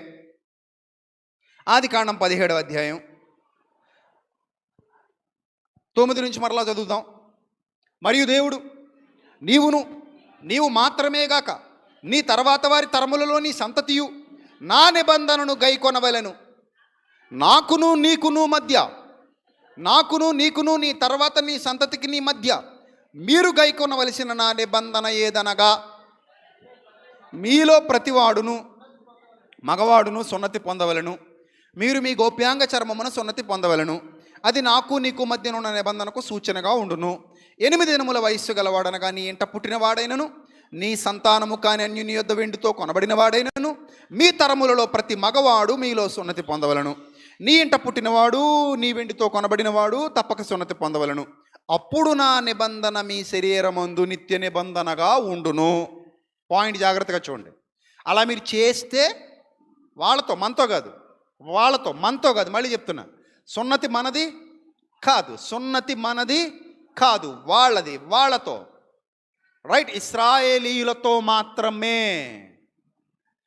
బైబిల్ చదివేటప్పుడు చాలా విషయాల్లో క్లారిటీ ఉండాలి. మనకు అనుకూలమైన విషయాల్లో క్లారిటీ ఉండి, మనకు అనుకూలం కాని విషయాల్లో క్లారిటీని గాలికి వదిలేయడం కాదు. ఇశ్రాయేలీయులకు మాత్రమే అనేవి చాలా ఉన్నాయి, మనవి కానివి చాలా ఉన్నాయి. ఈ సున్నతి గురించే గలతీ పత్రికలో పెద్ద గలాట జరుగుతుంది. అది చాలా పెద్ద టాపిక్, తర్వాత మాట్లాడుకుందాం. చివరికి పౌలు గారికి పేతురు గారికి మధ్య పెద్ద యుద్ధ వాతావరణం ఏర్పడిన సంఘటన కూడా గలతీ పత్రికలో మనకు కనబడుతుంది, ఇద్దరు పెద్ద సేవకుల మధ్య. రైట్, ఇక్కడ మనం చూస్తే ఆ సున్నతి నిబంధన కేవలం అబ్రహాముకి, అతని సంతానానికి, ఇశ్రాయేలీలకు మాత్రమే. రైట్, చూడండి. సున్నతి పొందని మగవాడు అనగా ఎవని గోప్యాంగ చర్మమున సున్నతి చేయబడదో అట్టివాడు తన జనులలో నుండి కొట్టివేయబడును. వాడు నా నిబంధనను మీరి ఉన్నాడని అబ్రహాముతో చెప్పెను. వాడు నా నిబంధనను ఏం చేశాడు? మీరాడు. అంటే ఆ వాడు అనబడిన వాడు ఇతని సంతానమా కాదా? ఇక్కడ వాడు అని రాయబడినటువంటి ఆ సదరు వ్యక్తి ఎవరైతే ఉన్నారో, మీరిన వ్యక్తి ఎవరైతే ఉన్నారో, ఆ వ్యక్తి అబ్రహాము కడుపున పుట్టినవాడా కాదా? పుట్టినవాడే. అయితే దీన్ని బట్టి మనకి ఏమర్థమవుతుంది? ఈ నిబంధన వారసత్వ సంపద కాదు, వ్యక్తిగత సంపద. అబ్రహాము కడుపునే పుట్టొచ్చు, కానీ నిబంధనను మీరాడనుకోండి, అది అతనికి సూటబుల్, అప్లికబుల్ కాదు. అబ్రహాము ఉన్నట్టుగా అబ్రహాముకున్నంత విశ్వాసంతో ఆ నిబంధనలో కొనసాగితేనే ఆ నిబంధన ఆ వ్యక్తికి ఏమవుతుంది? అప్లై అవుతుంది, వర్తిస్తుంది. లేకపోతే ఏమవుదు? వర్తించదు. ఇప్పుడు నెక్స్ట్ అబ్రహాము కొడుకు ఎవరు? ఇస్సాకు కదా. ఇప్పుడు ఇస్సాకుతో కూడా దేవుడు ఏం మాట్లాడు ఒకసారి చూసేద్దాం. ఆదికాండం 26వ అధ్యాయం మొదటి నుంచి చూద్దాం. ఆదికాండం 26వ అధ్యాయం మొదటి నుంచి చూద్దాం. ఆదికాండం 26వ అధ్యాయం మొదటి నుంచా. అబ్రహాము దినములలో వచ్చిన మొదటి కరువు గాక మరి కరువు ఆ దేశంలో వచ్చెను. అప్పుడు ఇస్సాకు గెరారులోనున్న ఫిలిస్తీన్ల రాజు అబీమెలెకు నొద్దకు వెళ్ళెను. అక్కడ యెహోవా అతనికి ప్రత్యక్షమై, నీవు ఐగుప్తులోనికి వెళ్ళక. ఏంటట? ఐగుప్తులోనికి వెళ్ళక అంటే వెళ్ళొద్దనా వెళ్ళమనా? వెళ్ళొద్దని. అది కొంచెం గట్టిగా చెప్పండి. ఏమని? వెళ్ళొద్దని. నెక్స్ట్, నేను నీతో చెప్పు దేశమందు నివసించుము, ఈ దేశమందు పరవాసివై ఉండుము, నేను నీకు తోడై ఉండి నిన్ను ఆశీర్వదించదని, అలా అనగా నీకును నీ సంతానమునకును ఈ దేశములను ఇచ్చి, నీ తండ్రిని అబ్రహాముతో నేను చేసిన ప్రమాణము నెరవేర్చి, ఆకాశ నక్షత్రముల వలె నీ సంతానమును విస్తరింపజేసి ఈ దేశములన్నీ నీ సంతానమునకు ఇచ్చేదను. నీ సంతానము వలన సమస్త భూలోకములోని సమస్త జనులు ఆశీర్వదింపబడుదురు. ఎలాగనగా అబ్రహాము నా మాట విని, ఏం చేసి? నా మాట విని నేను విధించిన దాని నా ఆజ్ఞలను, నా కట్టడలను, నా నియమములను గైకొనేనని చెప్పెను. ఇస్సాకుతో ఏం చెప్తున్నాడు? నువ్వు వెళ్ళొద్దు, నిబంధనలో భాగం, నువ్వు వెళ్ళొద్దు. లేదు నేను వెళతా అన్నాడు అనుకోండి, దేవుడేమంటాడు? వెళ్ళు, అయితే వెళ్ళు, అయితే నా నిబంధన నీతో కుదరదప్పుడు. నీ తండ్రి అయిన అబ్రహాం ఏం చేశాడంటే నా మాటలు విన్నాడు, గైకొన్నాడు, వాటిని ఫాలో అయ్యాడు. నువ్వు కూడా అదే వేలో వెళితే ఓకే, నేను వెళ్ళను అంటే నాట్ ఓకే. ఇది ఇంకా మీకు క్లారిటీ కావాలనుకోండి, ఇస్సాకు కడుపున 2 బిడ్డలు పుట్టారు. అందులో పెద్దవాడు జ్యేష్ఠుడెవరు? యాసావు. కనిష్ఠుడెవరు? యాకోబు. సాధారణంగా జ్యేష్ఠత్వపు హక్కు అనేది ఒకటి ఉంటుంది. ఈ జ్యేష్ఠత్వపు హక్కు అనేది మొదట పుట్టిన బిడ్డకి ఇస్తారు. కడసారి బిడ్డ కంటే కూడా మొదట పుట్టిన బిడ్డకే జ్యేష్ఠత్వపు హక్కు అనేది వర్తిస్తుంది. ఇప్పుడు అబ్రహాము దేవుడుగా, ఇస్సాకు దేవుడుగా, నెక్స్ట్ ఎవరు దేవుడుగా పిలువబడాలి? యాసావు దేవుడుగానే పిలువబడాలి. ఎప్పుడు? యాసావు నిబంధనను అతిక్రమించకుండా ఉండుంటే. కానీ యాసావు దేవునితో నిబంధన చేయలా. తల్లిదండ్రులు వద్దన్న వివాహాలు చేసుకున్నాడు, తల్లిదండ్రులను బాధ పెట్టాడు. అలాగే ఒకేసారి గర్భంలో పెరిగినప్పటికీ, 9 నెలల్లో కలిసిమెలిసి గర్భంలో పెరిగినప్పటికీ, ముందు డెలివరీలో బయటపడిన కారణంగా, అతను మడిమ పట్టుకుని యాకోబు వచ్చిన కారణంగా అతను పెద్దోడని పేరు పొందేశాడు. వాస్తవానికి ఇద్దరు సమానమే. రూల్గా ఆలోచిస్తే ఇద్దరు సమానమే. ఇద్దరు కడుపులో ఒకేసారి పడ్డారు, ఒకేసారి పెరిగారు, ఒకేసారి బయటకు వచ్చారు. కానీ జస్ట్ ఫస్ట్ అతన్ని బయటికి లాగినందుకు, ఫస్ట్ బయటికి తీసినందుకు, సెకండ్ అతని మడిమ పట్టుకుని వచ్చినందుకు యాకోబునేమో చిన్నోడు అన్నారు, యాసావునేమో పెద్దోడు అన్నారు. సరే, పెద్దోడని జ్యేష్ఠత్వం ఇచ్చారు. జ్యేష్ఠత్వం ఇస్తే ఇస్సాకు తర్వాత ఆశీర్వాదానికి వారసుడు ఎవరు అని అంటే యాసావు. కానీ దేవునితో నిబంధన మీరిన కారణంగా యాసావు పక్కకి పెట్టబడ్డాడు, యాకోబు లైన్లోకి వచ్చాడు. ఈ విషయాన్ని భవిష్యజ్ఞాని అయిన దేవుడు ముందుగానే గ్రహించి వారు గర్భంలో ఉండగానే దాన్ని రివీల్ చేశాడు. అదొకసారి మీరు ఆ రెఫరెన్స్ కూడా చదవండి. 12:16 హెబ్రీ పత్రిక 12వ అధ్యాయము 16వ వచనం జాగ్రత్తగా చూడండి. ఏమనుంది అక్కడ? ఒక పూట కూటి కొరకు తన జ్యేష్ఠత్వపు హక్కు నమ్మి వేసిన యాసావు వంటి భ్రష్టుడైనను వ్యభిచారి అయినను ఉండునేమో అని జాగ్రత్తగా చూసుకోండి. యాసావు ఆ తర్వాత ఆశీర్వాదం పొందగోరి కన్నీళ్లు విడిచుచు దానికోసం శ్రద్ధతో వెతికిన మారు మనస్సు పొందటానికి కూడా అతనికి ఛాన్స్ దొరకలేదట. ఛాన్స్ దొరకక, అవకాశము దొరకక ఏమయ్యాడట? విసర్జింపబడ్డాడట. దీన్ని బట్టి మనకేం అర్థమైంది ప్రియమైన దేవుని ప్రజలారా? నిబంధన అనుసరిస్తేనే నా జనులు అవుతారు, అనుసరించకపోతే అవరు. నిబంధన అనుసరిస్తేనే అది వర్కౌట్ అవుతుంది. నువ్వు మధ్యలో వదిలేసిపోతానంటే అది వర్కౌట్ అవ్వదు. అంటే అబ్రహాముకి ఇవ్వబడినటువంటి ఆ వాగ్దానం వారసత్వం కాదు. అంటే ఎవడు పడితే వాడు, ఎలా పడితే వాడు, ఎలా బతికేసినా కూడా ఆ వాగ్దానం అప్లై అయిపోద్ది, నిబంధనలో ఉంటాడు అని అనుకుంటే అది పొరపాటు. వాడు ఎలా పడితే అలా ఉంటే నిబంధనలో ఉండడు. దేవుని మాటకు కట్టుబడితేనే, దేవుని మాటకు లోబడితేనే. అబ్రహాముకు కూడా దేవుడు చెప్పాడు, నువ్వు స్థిరంగా ఉండాలి, నా సన్నిధిలోనూ ఉండాలి, నిందారహితుడివై ఉండాలి. అలా ఉంటేనే నీకు నేను నా నిబంధన అప్లికబుల్. ఒకవేళ అలా ఉండను, మధ్యలో టెంప్ట్ అవుతా, మధ్యలో డ్రాప్ అవుతా, మధ్యలో ట్రిప్ అయిపోతా అని అంటే కుదరదు. మధ్యలో ట్రిప్ అయిపోతానంటే కుదరదు. చివరి వరకు ఉంటేనే, నమ్మకత్వంగా ఉంటేనే నీకు అవన్నీ లభిస్తాయి, ఆ ఆశీర్వాదం నీకు లభిస్తుంది. లేకపోతే ఉండదు అని క్లియర్గా మనకి ఇక్కడ కనబడిపోతుంది. ఇంకా మరొక మాట కూడా మనం చూస్తే, ఆ నిబంధన వ్యక్తిగతం కాబట్టి ఒకసారి మనం చూస్తే ఇర్మియా గ్రంథం 11వ అధ్యాయం మొదటి నుంచి ఒకసారి చూద్దాం. ఇర్మియా గ్రంథం 11వ అధ్యాయం మొదటి నుంచి. ఇశ్రాయేలీలకు అప్పటికే అర్థం అవ్వాలి, కానీ ఎన్ని దెబ్బలు తిన్నా అర్థం అవ్వలేదు. యేసుక్రీస్తు కాలం వచ్చినా వీళ్ళకి అర్థం కాల. యెహోవా యొద్ద నుండి ఇర్మియాకు ప్రత్యక్షమైన వాక్కు, మీరు ఈ నిబంధన వాక్యములను వినుడి. ఏ వాక్యములట? ఈ నిబంధన వాక్యములను వినుడి. నెక్స్ట్, యూదా మనుష్యులతోనూ యెరూషలేము నివాసులతోనూ ఇలాగూ మాటలాడి తెలియజేయవలను. ఇశ్రాయేలు దేవుడైన యెహోవా సెలవిచ్చినదేమనగా, ఈ నిబంధన వాక్యములను విననొల్లని వాడు శాపగ్రస్తుడగును. అని విననొల్లని వాడు అంటే అర్థం ఏంటి? పాటించని వాడు అని, ఫాలో అవ్వని వాడు అని. ఏమవుతాడట? శాపగ్రస్తుడగును. నెక్స్ట్, ఐగుప్తు దేశంలో నుండి, ఆ ఇనుప కొలిమిలో నుండి నేను మీ పితరులను రప్పించిన దినమును నేను ఈ ఆజ్ఞ ఇచ్చితిని. నేడున్నట్టుగా పాలు తేనెలు ప్రవహించే దేశమును మీ పితరులకు ఇచ్చేదని వారితో నేను చేసిన ప్రమాణమును నేను నెరవేర్చినట్లు మీరు నా వాక్యము విని నేను మీకు ఆజ్ఞాపించు విధులన్నిటినీ ఈ నిబంధన వాక్యములను అనుసరించిన ఎడల మీకు జనులైందురు, నేను మీకు దేవుడనే ఇందును. అప్పుడు ఆమెన్ అన్నాడట. అందుకు ఆ ప్రకారము జరుగును గాకని నేనంటిని అన్నాడట. జరుగును గాక, ఆమెన్ అన్నాడు. అలా మీరు ఉంటే మీతో నా నిబంధన స్థిరపరుస్తా, ఉండకపోతే వర్కౌట్ అవ్వదు. ఇప్పుడు మీకే ఈ దేశాన్ని ఇస్తా అన్నాడా? సంతానాలకి ఇస్తా అన్నాడా? ఇస్తా అన్నప్పుడు వాళ్ళని ఎందుకు చెరలోనికి పంపించాడు? ఎప్పుడైనా ఆలోచించారా? బబులోను చెరలోనికి, అష్షూరు చెరలోనికి, ఎన్ని విధాలుగా వాళ్ళు చెరలోనికి వెళ్ళి ఇబ్బందులు పడ్డారు, ఎంత నలుగ కొట్టబడ్డారు, ఎంతమంది హతులైపోయారు. ఇశ్రాయేలీలు ఎప్పుడైతే దారి తప్పారో, దారి తప్పిన ప్రతిసారి నిబంధన వర్కౌట్ అవ్వలేదు. ఎందుకంటే వాళ్ళు బయటకు వచ్చేసారు, నిబంధనలోంచి బయటకు వచ్చేసారు. వర్కౌట్ అవ్వదు. ఇంకా ఒక స్త్రీ ఒక పురుషుడిని వివాహం చేసుకుంది, ఐ లవ్ యూ అంది, నీతోనే ఉంటా అంది, నీతోనే గడుపుతా అంది, నీతోనే నా జీవితం అంది. అలా అన్నామే ఏం చేసిందంటే ప్రియుడిని తగులుకొని మెల్లిగా భర్తకి స్లో పాయిజన్ ఇవ్వడం మొదలెట్టింది. ఇది వాస్తవంగా జరిగిన సంఘటన. లవ్ చేసి పెళ్లి చేసుకుంది, మళ్ళీ ఇంకో ప్రియుడిని తగులుకుంది, భర్తకి స్లో పాయిజన్ ఇవ్వడం మొదలెట్టింది. రోజు రోజుకి అతని ఆరోగ్యం వీక్ అవుతుంది. ఎందుకు వీక్ అవుతుందో అతనికి తెలియట్లా. చాలా హాస్పిటల్ తిరిగాడు, మందులు వాడుతున్నాడు, అంతా బాగానే ఉంది. ఒకానొక రోజు కొన్ని టెస్టులు చేయించుకున్నాడు. ఆ టెస్టుల్లో వచ్చింది, చెప్పాడట, ఎవరో నీ మీద నీకు స్లో పాయిజన్ పెట్టేస్తున్నారయ్యా, నీకు ఇబ్బంది అవుతోంది అని అనేసరికి ఆరాధిస్తే, నిఘా వేస్తే దొరికేసింది.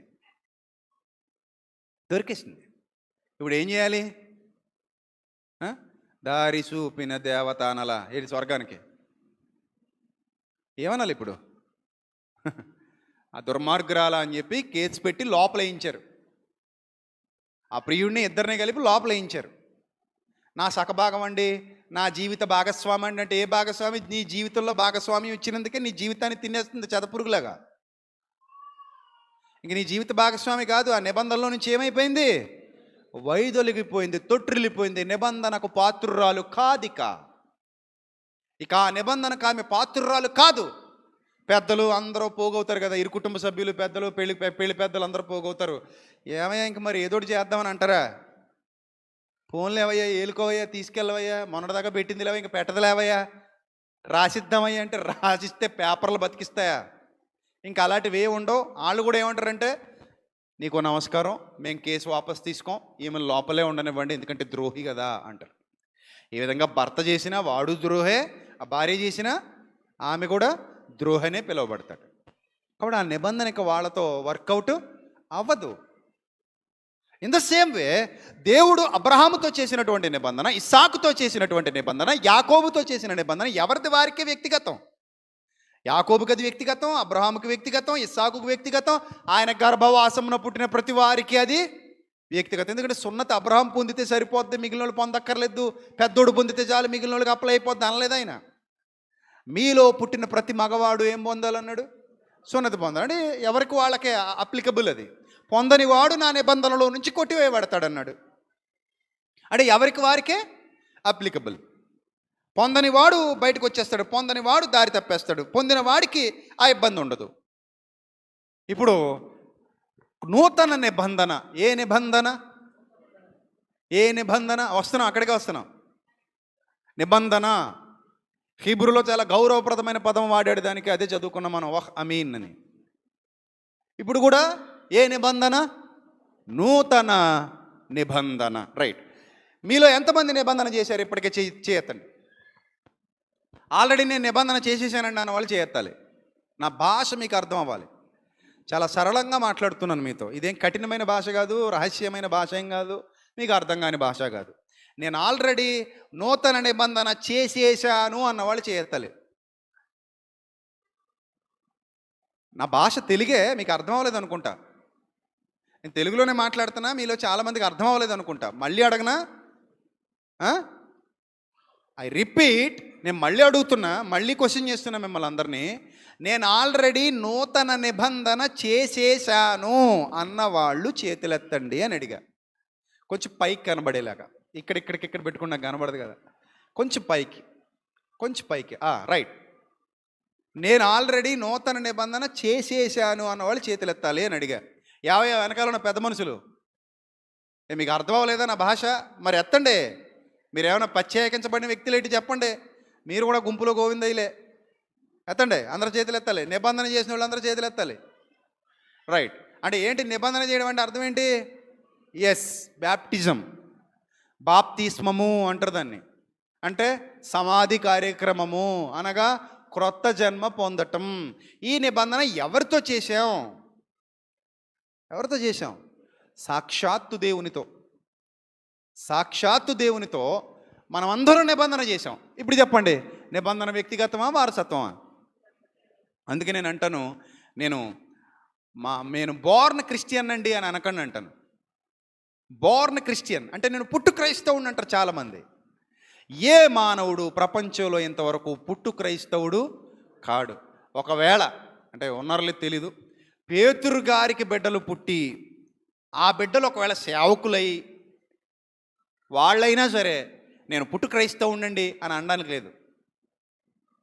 ఒకవేళ యోహాను గారి కొడుకొచ్చి, ఏది పద్మాసు ద్వీపంలో పరవాసిగా ఉన్న యేసుక్రీస్తు ప్రేమించిన శిష్యుడైన యోహాను గారి కొడుకొచ్చి నేను పుట్టు క్రైస్తవుండండి అనడానికి వీలు లేదు. ఇంకా మీకు బాగా అర్థం అవ్వాలంటే, ఇప్పుడు మా విశ్వ వచ్చి నేను పుట్టు క్రైస్తవుండండి అంటే మనం ఒప్పుకోవడానికి వీలు లేదు.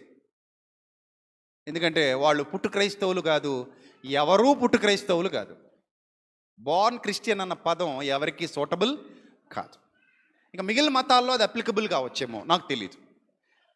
కానీ క్రైస్తవ్యంలో బోర్న్ క్రిస్టియన్స్ అంటూ ఉండరు. ఎందుకు ఉండరు అని అంటున్నానంటే, విశ్వాసము ద్వారానే మనం ఏమవుతాం? క్రైస్తవులమవుతాం.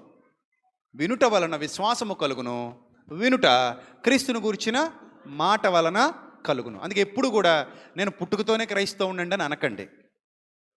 క్రైస్తవ కుటుంబంలో పుట్టానండి అని అనండి. కరెక్ట్ వర్డ్ అది. ఏమని అనొచ్చు? క్రైస్తవుల కుటుంబంలో ఇద్దరు క్రైస్తవులకు నేను పుట్టానండి అని అనండి. అది రైటే.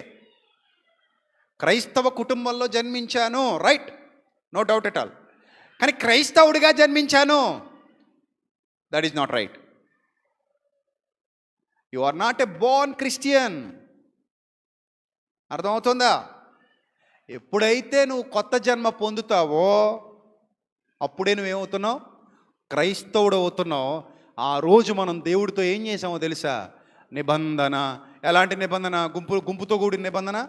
అంటే 10 మంది బాప్తిసం పొందితే 10 మంది కలిపి ఒక నిబంధన, 20 మంది ఒకే రోజు బాప్తిసం పొందితే 20 మంది కలిపి ఒక నిబంధన, మన సెమినార్స్లో 80 మందికి 100 మందికి బాప్తిస్మాలు ఇచ్చిన రోజులు ఉన్నాయి ఒకేసారి. అంటే ఆ 100 మంది కలిపి ఒక నిబంధన, తర్వాత తీసుకునే వాళ్ళు మరో నిబంధన అలా అనుకోవాలా? నో. వారసత్వంగా అది నిబంధన. మరేంటిది? వ్యక్తిగతం.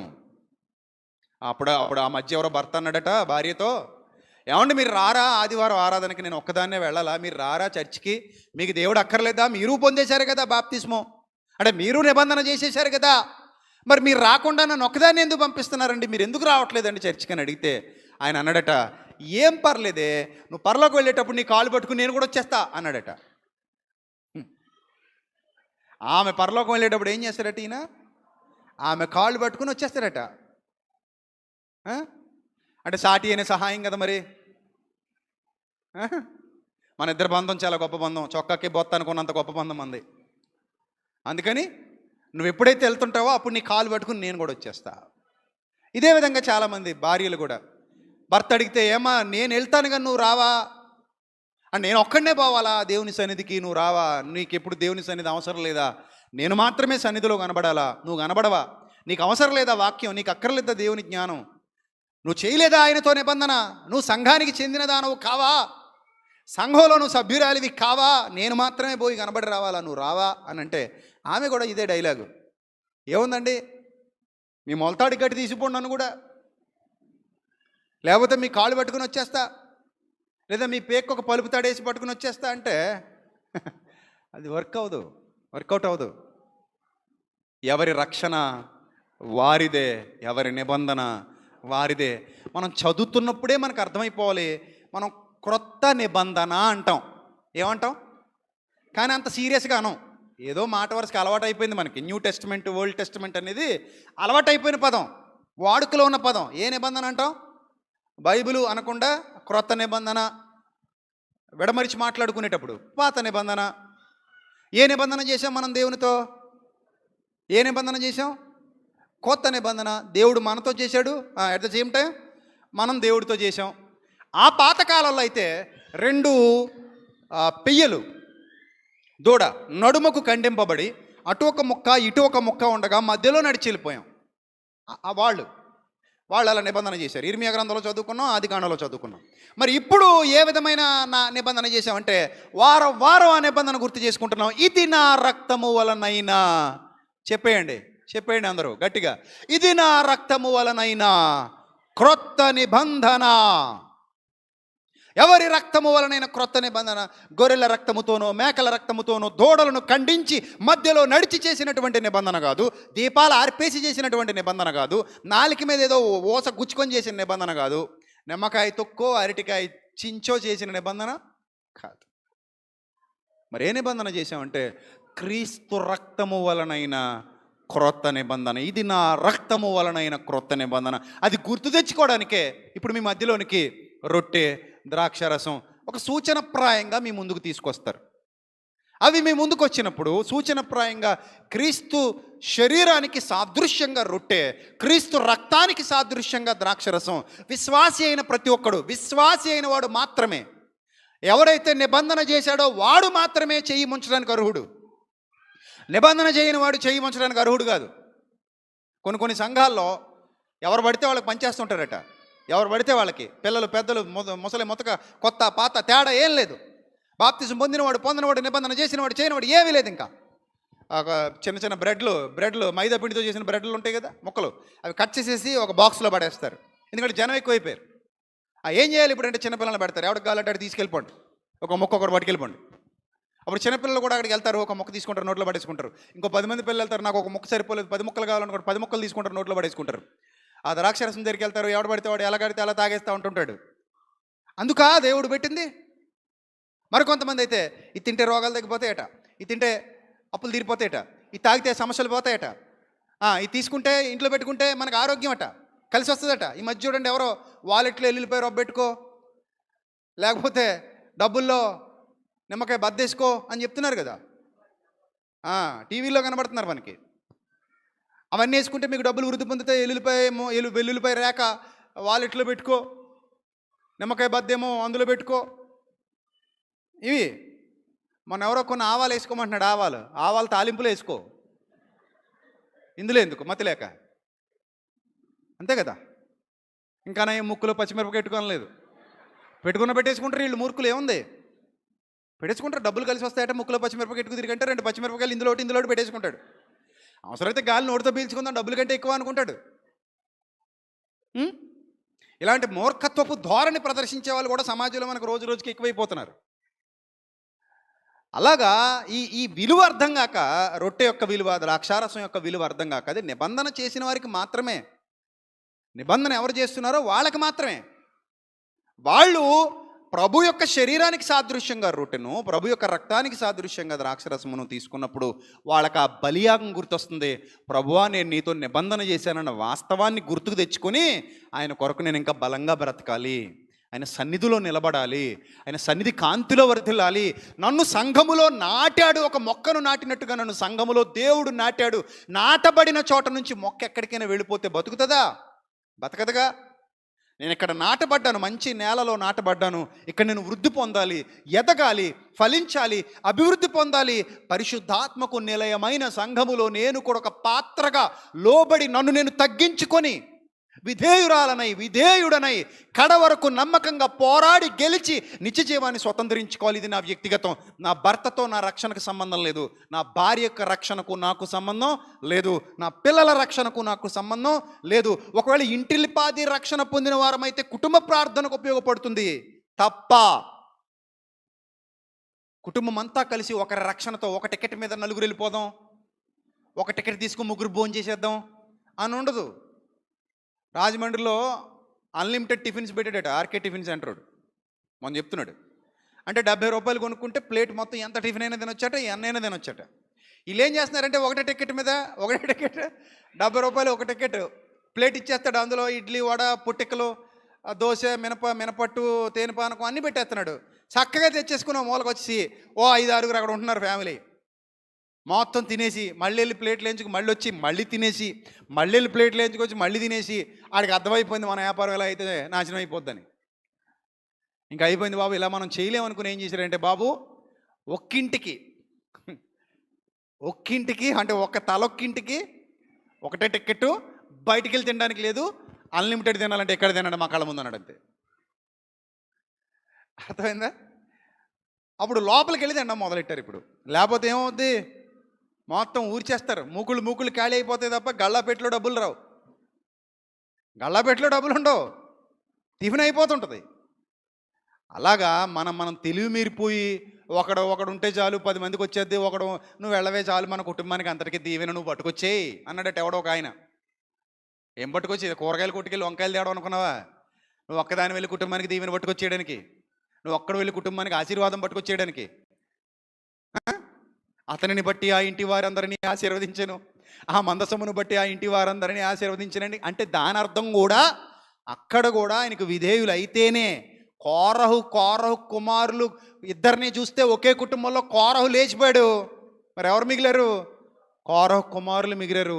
కుమారులను బట్టి తండ్రికి కానీ, తండ్రిని బట్టి కుమారులకు కానీ, భార్యను బట్టి భర్తకు కానీ, భర్తను బట్టి భార్యకి, పిల్లలకు కానీ ఎవరికి ఆశీర్వాదాలు అప్లికబుల్ కావు, దీవెనలు అప్లికబుల్ కావు. నువ్వు నిజంగా నిలబడితేనే నీకు అది వర్తిస్తుంది. కొత్త నిబంధనలో దేవుడు చాలా మాటలు చెప్పాడు. ఇదిగో నా నీతిని, నా రాజ్యమును మొదట వెతుకుడి, అప్పుడు అవన్నీ మీకు అనుగ్రహింపబడును. ఎంతమంది నమ్మారు ఇది? విశ్వాసం ఉన్న ప్రతివాడు నమ్ముతాడు. ఈవెన్ మీ, నేను కూడా నమ్ముతున్నాను. అవును, నా తండ్రి సన్నిధిలో నిలబడితే, ఆయన రాజ్యంలో కొనసాగితే, ఆయన నీతిని మనం వెతికితే తప్పక ఆకాశ పక్షులు ఎలాగైతే పోషింపబడుతున్నాయో, అడవిలోని పువ్వులు ఎలాగైతే అలంకరింపబడుతున్నాయో, అలాగే దేవుడు నన్ను పోషిస్తాడు, నన్ను విడువడు, నన్ను ఎడబాయడు. ఎవరు చెప్పుకోవాలి ఈ మాట? నిబంధన అతిక్రమించిన వాడు కూడా నాకు ఇదే వర్తిస్తుందని చెప్తే కుదురుతుందా? కుదరదు. నువ్వు నిబంధనలో ఉంటేనే నీ అవసరతలు ఎరిగిన దేవుడు నీకు తోడుగా ఉంటాడు, నీకు నీడగా ఉంటాడు, నీ రాకపోకలింద ఆయన నిన్ను కాపాడుకుంటాడు, నిన్ను కనురెప్పను కాచుకున్నట్టుగా కాచుకుంటాడు, నిన్ను ఎల్లప్పుడూ హెచ్చిస్తాడు తప్ప తగ్గించడు. ఆయన దీవెన ఆశీర్వాదాలు నీ తలకు పైగా ప్రకాశించాలి అని అంటే నిబంధనలో ఉంటేనే అది సాధ్యం. నిబంధనను వేరు చేసి వెళ్ళిపోతే అది సాధ్యం కదా. అందుకే నూతన నిబంధన, ఈ పదం వినబడినప్పుడల్లా ఈ ప్రసంగం మీకు గుర్తురాలు మర్చిపోకండి. ఈ పదం విన్నప్పుడల్లా ఈ ప్రసంగం మీకు గుర్తు రావాలి. రొట్టె ద్రాక్ష రసం తీసుకుంటున్న ప్రతిసారి ఇది మీకు గుర్తు రావాలి. ఏంటంటే నేను దేవునితో నిబంధన చేశాను. మానవులతో చేసింది కాదు అతిక్రమించడానికి. మానవులతో చేసింది కాదు అతిక్రమించడానికి. మానవులతో చేసింది అతిక్రమిస్తేనే తీసుకెళ్ళి ఏం చేస్తారు? లోపలేసేస్తారు. ఒక ప్రామిసరీ నోట్ రాస్తున్నాం. మన మనిషి దగ్గర ఒక అప్పు తీసుకొని 2 లక్షలు, 1,00,000, 3 లక్షలు అప్పు తీసుకున్నప్పుడు నోట్ రాసిస్తాం. ప్రామిసరీ నోట్ అంటాం దాన్ని. Promissory note. ఏమండి ఆ నోట్ అంటే ఏంటి? ప్రామిస్ చేస్తున్నాం. ప్రామిసరీ నోట్ అంటే అర్థం ఏంటి? ప్రామిస్. ఏంటి ఆ ప్రామిస్? తప్పక నీ బాకీ నేను తీర్చేస్తాను. నీ దగ్గర నేను బాకీ తీసుకుంటున్నాను, దానికి రుజువు ఈ నోటు. స్టాంప్ అంటించా, వేలిముద్ర వేసా, సంతకం పెట్టా. వేలిముద్ర చాలా ఇంపార్టెంట్, స్టాంప్ చాలా ఇంపార్టెంట్. ఎందుకంటే సంతకం ఎలా అయినా గీసేయచ్చు, నాది కాదనొచ్చు. అలాంటివి చల్లవు. ఇప్పుడు సంతకం పెట్టడం పెద్ద ఇదే ఉంది. ఎప్పుడు పెట్టేలా కాకుండా ఇంకోలా పెట్టేసి ఆ నోట్ ఇచ్చేసాడు అనుకోండి, దాని మీద స్టాంపు లేదు, వేలిముద్ర లేదనుకోండి, 4 గీసుకోవడం తప్ప ఎందుకు పనికిరాదు కదా అది. అందుకే స్టాంప్ చాలా important. At the same time thumb చాలా ఇంపార్టెంట్. ఎందుకంటే వేలిముద్ర మారదు, సంతకాలు మారిపోతాయి. అది పట్టుకెళ్ళి ఇస్తున్నామంటే దాని అర్థం ఏంటంటే ఇదిగో నా నిబంధన పత్రం ఇది. నీ బాకీ నేను తీసుకుంటున్నాను, నీ బాకీ నేను తిరిగి చెల్లిస్తా. ఎవరి పక్షంలో అతను ఏం చేస్తాడో తీసుకుని కోర్టుకు వెళ్తాడు. కోర్టుకు వెళ్ళి కోర్టులో దాన్ని దాఖలు చేస్తాడు. ఇదిగో బాబు, నా దగ్గర డబ్బు తీసుకున్నాడు, నన్ను మోసగించాడు, నిబంధనను అతిక్రమించాడు. డబ్బు ఇచ్చేసిన తర్వాత ఈ నోట్ నేను ఇచ్చేస్తాను, మా ఇద్దరి మధ్యన ఒడంబడికది. కానీ ఇతను నిబంధనను అతిక్రమించాడు, నా డబ్బు నాకు ఇవ్వలేదు కాబట్టి ఇదిగో నేను ఇతని మీద నేను కేసు వేస్తున్నాను. అప్పుడు తీసుకెళ్ళి లోపలేస్తారు. కోర్టు కట్టమని చెప్తుంది. అప్పుడు మనుషులే ఇలా ఉంటే మరి దేవుడు? ఈ మధ్య కేసులు పెరిగిపోయాడు. 498A అవి ఇవి పెట్టేడువే. ఎవరి మీద మా కేసు పెట్టావు? మా ఆయన మీదండి. నువ్వు ఎవరి మీద మా కేసు? మా ఆవిడ మీదండి. నువ్వు ఎవరి మీద కేసు పెట్టావు? మా అమ్మ మీద, మా నాన్న మీదనండి. నువ్వు ఎవరి మీద కేసు పెట్టావు? మా పిల్లల మీదండి. ఇంకా అంతే, పెట్టుకోవడమే కేసులు. ఎందుకు పెట్టేసుకున్నారు కేసులు? అన్నయ్య మీద తమ్ముడు కేసు, తమ్ముడి మీద అన్నయ్య కేసు, అక్క మీద చెల్లి కేసు, చెల్లి మీద అక్క కేసు, భర్త మీద భార్య కేసు, భార్య మీద భర్త కేసు, పిల్లల మీద తల్లిదండ్రుల కేసు, తల్లిదండ్రుల మీద పిల్లల కేసు. ఇక కేసులు అంటే అలా పెరిగిపోయిందే. ఎందుకు పెరిగిపోతున్నాడు? నిబంధనను అతిక్రమించారని. మనుషులే నిబంధనను అతిక్రమిస్తుంటే ఒప్పుకోవట్లేదే. వారం వారం గుర్తు చేసుకుంటూ మరీ అతిక్రమిస్తే ఎలా ఉంటుంది పరిస్థితి బిడ్డ? కాబట్టి ఒక్కసారి దేవునితో నిబంధన చేస్తే ఎంత దీవెన ఉంటుందో, ఎంత ఆశీర్వాదం ఉంటుందో, ఆ నిబంధనను అతిక్రమిస్తే శాపం కూడా అలాగే ఉంటుంది. కాబట్టి తెలివైనోడు ఎప్పుడు నిబంధనను అతిక్రమించడు. జ్ఞానవంతుడు ఎప్పుడు నిబంధనను అతిక్రమించడు. నేను ఒక నిబంధన చేశాను, నా తండ్రితో కట్టుబడి ఉంటానని. ఇది నేను నా తండ్రికి చేసినటువంటి వాగ్దానం. ఆయన మారడు. మారితే ఎవరు మారాలి? నేనే మారాలి. ఆయన మాట తప్పడు. తప్పితే ఎవరు తప్పాలి? నేనే తప్పాలి. కాబట్టి మస్ట్ అండ్ షుడ్గా ప్రతి క్రైస్తవుడు, ప్రతి క్రైస్తవురాలు గుర్తుపెట్టుకోవాల్సినటువంటి విషయం ఏమిటంటే నిబంధన చేశాం. దాన్ని అతిక్రమిస్తావా? చేయడం కూడా వేస్ట్. ఎందుకంటే చేయక ముందు ఎలాంటి ఫలితాన్ని అయితే నువ్వు పొందుకోవాలనుకున్నావో, చేసిన తర్వాత కూడా నువ్వు అతిక్రమిస్తే అదే ఫలితానికి వెళ్తావు. అందులో ఎలాంటి మార్పు లేదు, నిత్య నాశనానికే వెళ్తావు. చేసింది ఎందుకంటే నిత్య జీవం కొరకు. అందులో నిలబడితే ఖచ్చితంగా ఎక్కడికి వెళ్తావు? నిత్య జీవానికే వెళ్తావు. అసలు అతిక్రమించాల్సిన కర్మ ఏంటి? దేమాలాగా, ఇస్కరియోతు యోధాలాగా నీకు అతిక్రమించాల్సిన అవసరతే ఉంది. ఆయనను విడిచిపెట్టాల్సిన పనే ఉంది నీకు. ఏదో విని, ఏవో గాలి మాటలు విని క్రీస్తుకు దూరంగా జరిగిపోయిన వాళ్ళు, విశ్వాసానికి దూరంగా జరిగిపోయిన వాళ్ళు, రక్షణకు దూరంగా జరిగిపోయిన వాళ్ళు, సంఘానికైన సన్నిధికి దూరంగా జరిగిపోయిన వాళ్ళు అందరూ ఈరోజు మనకు కనబడుతున్నారు. చేసిన మాట, ఇచ్చిన మాట, చేసిన భాష అన్నీ మర్చిపోయారు. ప్రభువా నీ పని నాకు శిరోధార్యం అన్నారు. సువార్త ప్రకటించవలసిన భారము నా మీద మోపబడి ఉన్నది. అది నా బాధ్యత. ఇది నా సంఘం, ఇది నా కుటుంబం, దేవుని పని. ఈ పనిలో నాకు భాగం దొరికిందంటే అది నా అదృష్టం. నేను దేవుని పనిలో ఉన్నానంటే అది నాకు ధన్యత, అది నాకు దీవెన. నా సంపాదనలో కొంత భాగాన్ని నేను దేవుని కొరకు ఖర్చు చేస్తున్నానంటే, ఆయన పనుల కొరకు ఖర్చు చేస్తున్నానంటే అది నాకు ఆశీర్వాదం, అది నాకు దీవెన అనుకున్న రోజుల్లో నుంచి ఇవన్నీ నాకు వద్దు, నాకు లోకమే ముద్దు అని దేమాలాగా ఇహలోకమును స్నేహించి వెళ్ళిపోయినటువంటి దుస్థితి మన జీవితాల్లోనికి వస్తే అది దీవెన కాదు, ఆశీర్వాదం కాదు, ఖచ్చితంగా శాపమే. అది శాపమే. కాబట్టి ప్రియమైన దేవుని ప్రజలారా, నిబంధనను అతిక్రమించనందుకే అబ్రహాము విశ్వాసులకు తండ్రి అయ్యాడు. నిబంధనను అతిక్రమించలేదు కాబట్టే ఇస్సాకు వాగ్దానానికి వారసుడయ్యాడు. నిబంధనను అతిక్రమించలేదు కాబట్టి, అదే నిబంధనను ఫాలో అయ్యాడు కాబట్టి యాకోబు కూడా సక్సెస్ అయ్యాడు. ఆ తర్వాత చాలామంది ఫెయిల్ అయ్యారంటే కారణం నిబంధనను అతిక్రమించారు కాబట్టి. కాబట్టి మీరందరూ మీకు అందరికీ అరటి పండులిచ్చి నోట్లో పెట్టినంత ఈజీగా ఈ విషయాన్ని అర్థం చేయించానని నేనైతే బలంగా నమ్ముతున్నా. మీకు కూడా అర్థమైంది. నిబంధన చేశాం, ఎప్పుడు ఈ లోకాన్ని విడిచిపెట్టి వెళ్తామో తెలీదు. ఈరోజు పొద్దున్నే దుర్వార్త విన్నాం, కృష్ణరాజు గారు చచ్చిపోయారని. ప్రముఖ సినీ నటుడు కృష్ణరాజు గారు ఉదయం కన్నుమూశారు. 83 సంవత్సరాలు, ఆయనకు అపర కుబేరుడు, ఆయనకి ఇబ్బంది ఏమీ లేదు, బోలెడంత ఆస్తుంది. సో ఆయన 83 ఏళ్ళు అంటే బాగానే బతికినట్టు ఈ లోకాన్ని విడిచిపెట్టి వెళ్ళిపోయాడు ఆయన. అంటే ఆయన చరిత్ర ఎక్కడితో ఏమైపోయింది, ముగిసిపోయింది. ఏదో రోజు మనకి అలాంటి రోజు వస్తుంది, మనకి ఏదో రోజు అలాంటిది రోజు వస్తుంది. ఏదో రోజు మనం కూడా ఈ లోకాన్ని విడిచిపెట్టి వెళ్ళిపోతాం. వెళ్ళడం అయితే తప్పదు. వెళ్ళడం తప్పదు, క్లియర్. అన్నీ వదిలేసి వెళ్ళిపోవాలి, సంపాదించినవన్నీ వదిలేసి వెళ్ళిపోవాలి, ఎక్కడొక్కడ పెట్టేసి వెళ్ళిపోవాలి. నువ్వు ఎంత కోట్లు సంపాదించినా, నీకు ఎన్ని స్థలాలున్నా, నీకు ఎన్ని పొలాలున్నా, నీకు ఎన్ని ఆస్తులున్నా, అంతస్తులున్నా, వెండి బంగారాలతో తొలతూగుతున్నా, పేరు ప్రఖ్యాతులు నీ సొంతమైనా, నువ్వు చెడ్డవాడివైనా మంచివాడివైనా, ఈ లోకాన్ని విడిచిపెట్టడం మాత్రం తథ్యం, అది తప్పదు. అలాంటిది అది నిజమని ఎరిగినప్పుడు నిబంధనలో ఉండి మరణిస్తే మంచిదా, నిబంధనను అతిక్రమించి మరణిస్తే మంచిదా, నిర్ణయం మీకే విడిచిపెడుతూ ఈ నా మాటలు ముగిస్తున్నాను. తలలు వంచండి, ప్రార్థన చేసుకుందాం. అత్యంత కృపా కనికరం కలిగినటువంటి మా కన్న తండ్రి, దయగలిగిన మా దేవ, సంఘం అంతటికీ మరొకసారి మీ నిబంధనను గూర్చినటువంటి విషయాలను తెలియపరిచినందుకు స్తోత్రం తండ్రి. నాతో, మాతో, మా అందరితో సూటిగా మాట్లాడినందుకు స్తోత్రం ప్రభా. అవును ప్రభా, మేము మీ కుమారుడైన క్రీస్తుతో నూతన నిబంధన చేశాం ప్రభా. ఆయన ద్వారా మీతో చేశాం తండ్రి. ఆయన ద్వారా మేము మీతో చేసిన నిబంధనను మరిచిపోక పరిశుద్ధాత్మ శక్తి యందు వర్ధిల్లుతూ, సంఘములో అభివృద్ధి చెందుతూ ప్రభా, దీవెన ఆశీర్వాదాలు పొందుకొనుచు నిత్య నూతనమైన జీవితాలు కలిగిన వారమై ప్రభా, కుటుంబం అంతటితో కలిసి మీ సన్నిధిలో సంతోషించడానికి మీ సహాయ సహకారాలు మెండుగా మా అందరికీ అనుగ్రహించమని, జ్ఞానముతో వివేకముతో మమ్మల్ని నింపమని, ఘనత మహిమ ప్రభావములు మీకే చెల్లిస్తూ క్రీస్తు వారి శ్రేష్ఠ నామంలో ఈ ప్రార్థన మనవులు అడుగుచున్నాం మా కన్న తండ్రి. ఆమెన్. అందరికీ వందనాలు. May God bless you all. Thank you.